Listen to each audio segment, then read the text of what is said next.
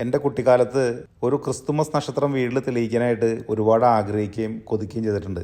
ക്രിസ്മസിൻ്റെ സമയത്ത് റോട്ടിൽ കൂടെ നടന്നു പോകുമ്പോൾ കൂട്ടുകാരുടെയൊക്കെ വീട്ടിൽ നക്ഷത്രങ്ങൾ ഇങ്ങനെ മിന്നി തെളിയുന്നത് കാണാം. ഒരെണ്ണം വീടിൻ്റെ ഒരു മൂലയിലും ഒരെണ്ണം വീടിൻ്റെ മുറ്റത്ത് നിൽക്കുന്ന മരത്തിൻ്റെ കൊമ്പിലൊക്കെ ആയിട്ട് ഓട്ടോമാറ്റിക് നക്ഷത്രങ്ങൾ മിന്നി തെളിയുന്നത് കാണാം. അന്ന് ഇതുപോലെയുള്ള മിന്നി തെളിയുന്ന ലൈറ്റുകൾ വളരെ കുറവാണ്. 2 നക്ഷത്രം ഉണ്ടാവും. ഒരെണ്ണം വീടിൻ്റെ ഒരു മൂലയ്ക്ക് ഉണ്ടാവും, ഒരെണ്ണം മുറ്റത്തുള്ള മരത്തിൻ്റെ കൊമ്പത്തുണ്ടാവും. അതിങ്ങനെ മാറി മാറി ഓട്ടോമാറ്റിക്കായിട്ട് തെളിയും.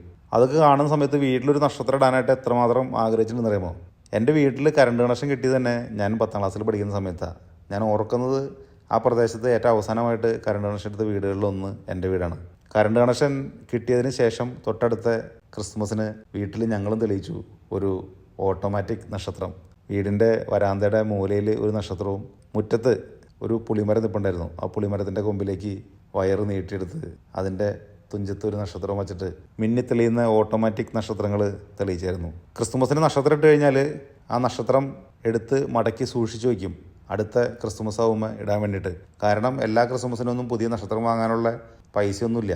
ഒരെണ്ണം വാങ്ങുന്നത് തന്നെ വളരെയധികം സൂക്ഷിച്ചെടുത്ത് വയ്ക്കണം. അങ്ങനെ ഒരിക്കൽ വാങ്ങിയ നക്ഷത്രം പല വർഷങ്ങൾ ഓട്ടോമാറ്റിക്കായിട്ട് മിന്നി തെളിയിച്ച് ഉപയോഗിച്ച ക്രിസ്മസൊക്കെ ആയിരുന്നു കുട്ടിക്കാലത്ത് ഉണ്ടായിരുന്നത്. പിന്നീട് ജോലിയൊക്കെ കിട്ടി വരുമാനമൊക്കെ ആയതോടുകൂടി നക്ഷത്രങ്ങളുടെ എണ്ണവും നക്ഷത്രങ്ങളുടെ രൂപവും വിവിധ തരത്തിലുള്ള അലങ്കാര ലൈറ്റുകളൊക്കെ വീടുകളിലേക്ക് വരാൻ തുടങ്ങി. ഞാൻ എൻ്റെ പുതിയ വീട് വെച്ച് താമസം മാറിയ സമയത്ത് ആദ്യത്തെ ക്രിസ്മസിന് ഞാൻ ഓർക്കുന്നത് എൻ്റെ നാട്ടിലെ ഏറ്റവും കൂടുതൽ നക്ഷത്രം തെളിഞ്ഞ വീട് എൻ്റെ വീടായിരുന്നു. അത് ഞാനൊരു ഫേസ്ബുക്ക് പോസ്റ്റായിട്ട് എഴുതിയിടുകയും ചെയ്തിരുന്നു.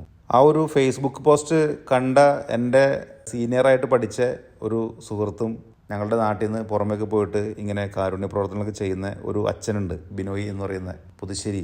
ആളെന്നെ കോൺടാക്ട് ചെയ്തിരുന്നു.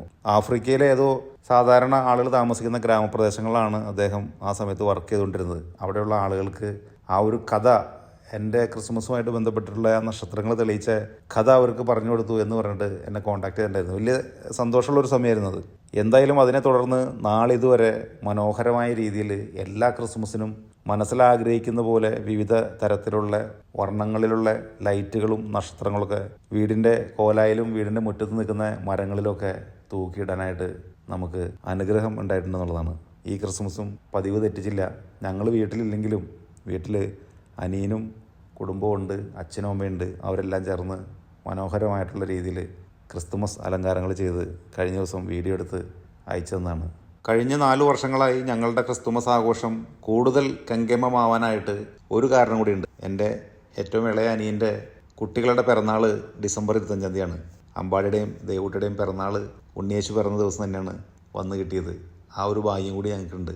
നമ്മളൊക്കെ പറയാറില്ലേ, ചെറുപ്പകാലത്ത് നമുക്ക് നടക്കാതെ പോയിട്ടുള്ള പല ആഗ്രഹങ്ങളും വലുതായി കഴിയുമ്പോൾ നമുക്ക് നേടിയെടുക്കാൻ സാധിക്കും. അതിൽ അങ്ങനെ നടക്കാതെ പോയ ആഗ്രഹങ്ങൾ നേടിയെടുക്കുന്നതാണ് ജീവിതത്തിലെ വിജയം എന്നൊക്കെ പറയാറുണ്ടല്ലോ.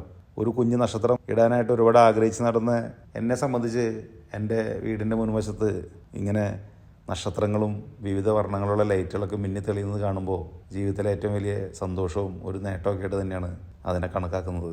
ഒരു തരത്തിൽ ആലോചിച്ച് കഴിഞ്ഞാൽ ശരിക്കും ഇതൊക്കെ തന്നെയല്ലേ നമ്മുടെ ജീവിതത്തിൻ്റെ വിജയം, സക്സസ് എന്ന് പറയുന്നത്.